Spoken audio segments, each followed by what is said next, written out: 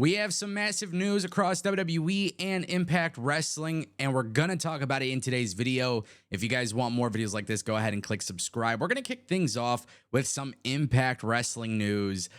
Very interesting report came out from PW Insider regarding Eric Young. Now, you guys might remember Eric Young, longtime Impact Wrestling star, went to WWE, joined Sanity, got released, went back to Impact Wrestling. They killed him off.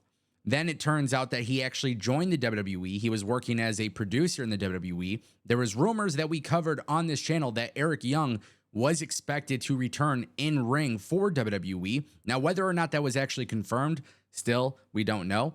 But PW Insider dropped a report that Eric Young was seen at the Detroit airport, which basically coincides with this theory that's been floating around that he could be the guy returning to Impact Wrestling to team with Scott D'Amore. Now, keep in mind, Impact Wrestling has Slammiversary tonight. I will be there.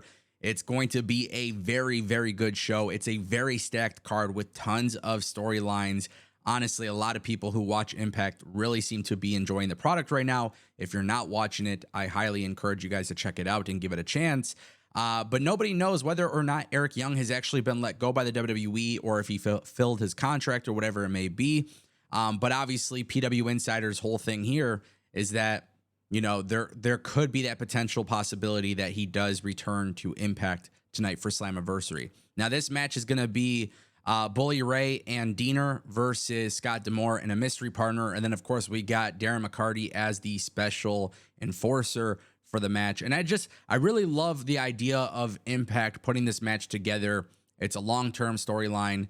It's actually come together very well. And the way that it's coming to fruition for this night specifically, I think it's big. So not only is the storyline good and everything makes sense there, but then if you have Eric Young get involved and be the guy that helps Scott D'Amore, I think that could be really good. Now, again, there's no 100% confirmation that it is, in fact, Eric Young. However, this idea that he could be there, I think it makes a lot of sense in the world. I think it could be a very good thing, and I think a lot of people will actually seem to enjoy that.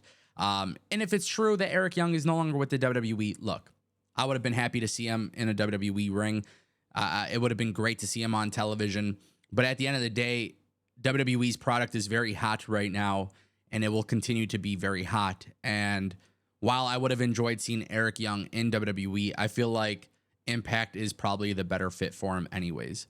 I want to turn our attention to something very, very interesting because late last night, Cedric Alexander put out a tweet saying, "I miss pro wrestling." And this has sparked a huge conversation with many people in the wrestling community as to whether or not Cedric Alexander is unhappy with his role in the WWE. Now, keep in mind, this is actually a very interesting topic, considering the fact that Cedric Alexander during the pandemic era of WWE was part of the Hurt Business.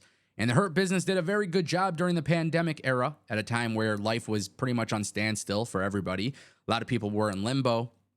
Wrestling continued to go on regardless. And Cedric Alexander was part of a massive group that I think truly had a lot of potential. And I think they did a lot of great things.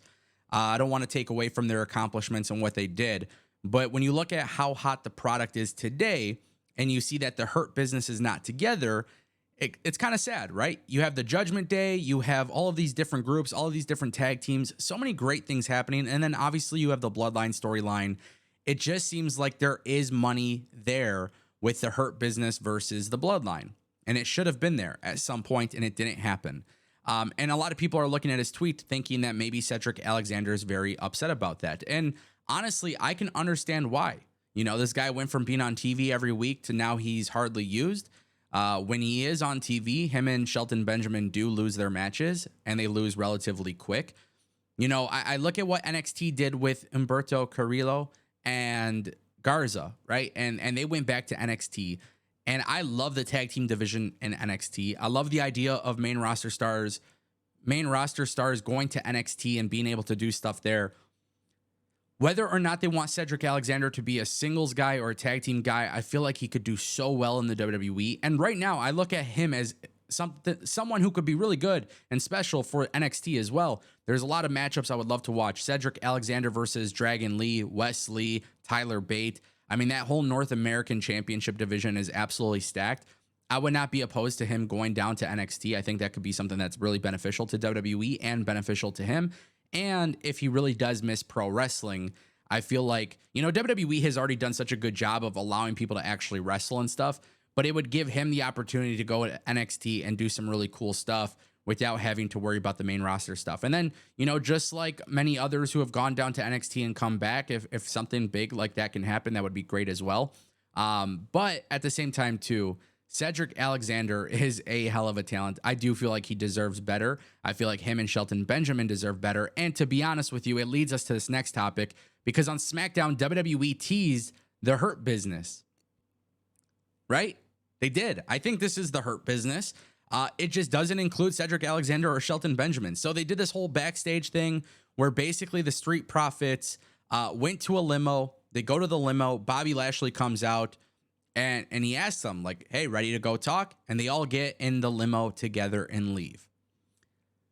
Now, I've said for a long time, I fully support the idea of WWE doing something with Bobby Lashley, MVP, and the Street Profits, Bianca Belair. And the thing is, I've talked about this a lot. If you guys watch my content, I love the idea of big factions. And I'm okay with a big faction with 8 or 9 members. I'm okay with huge factions. When I see Cedric Alexander and Shelton Benjamin not being used, and then I see this, I'm thinking, why can't WWE put them all together in one group? Because ultimately, if WWE is putting Bobby Lashley and the Street Profits together and they're discussing something, that's cool. If MVP is involved in it and they, go by the Hurt Business, if that's something that they're doing, then why not have the original members in that group, right? That's kind of how I'm looking at it. Have the original members. Now, again, we don't know if Bobby Lashley's faction, we don't know what's going to come out of this. This is obviously an Easter egg, but if they're going to go by the Hurt Business, if they're going to go with that branding and things like that, I support it and I love it, but why not make something big out of this group? That's what I think. You might as well supersize the group, let them go on a very heel destructive run. You're going to have people involved who will have to take the losses. You'll have people that get the pins, but ultimately that's how factions work.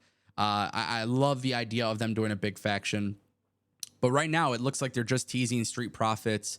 And keep in mind, months and months ago, they were teasing something with Cedric and Shelton with Bobby Lashley, and then nothing ever came to fruition with that. So it would be nice to see them all come together, and whoever else they want to add in, literally, I add in some random people. I don't care.